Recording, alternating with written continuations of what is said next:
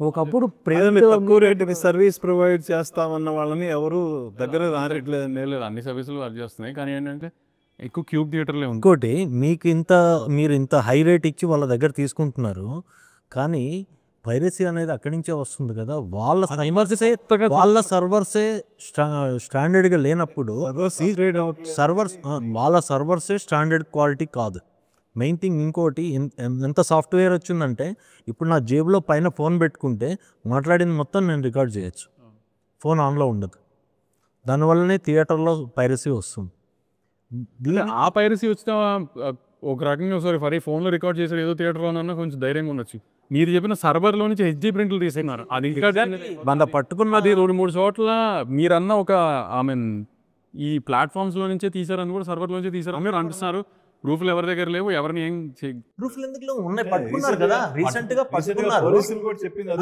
కానీ ఇప్పుడు ఏం చేయటానికి ఎవరి చేతులు ఏమీ లేనట్టు ఉంది పొజిషన్.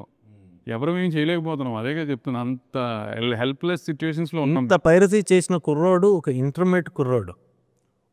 వాడు ఎందుకు చేసావంటే చిన్నప్పటి నుంచి వాడిని క్లాస్లో వాడిని బాగా ఇన్సల్ట్ చేయడం వల్ల నేను ఏదో చేయాలనే ప్రయత్నంలో భాగంగా ఈ డార్క్ వెబ్సైట్లకు వెళ్ళటము, ఇలా వాడు ఎడ్యుకేట్ అయ్యి వాడు నేర్చుకొని కొన్ని కోట్లు కొల్లగొట్టాడు. ఇండస్ట్రీ అందరికీ లాస్. మీరు ఎవరు చూడని మీ సినిమా మీరు చూడని టైంలో కూడా వాడు సినిమాలు చూశాడు. అది డైరెక్ట్గా మన పోలీసుల దగ్గర ఒప్పుకున్నాడు ఆ విషయం.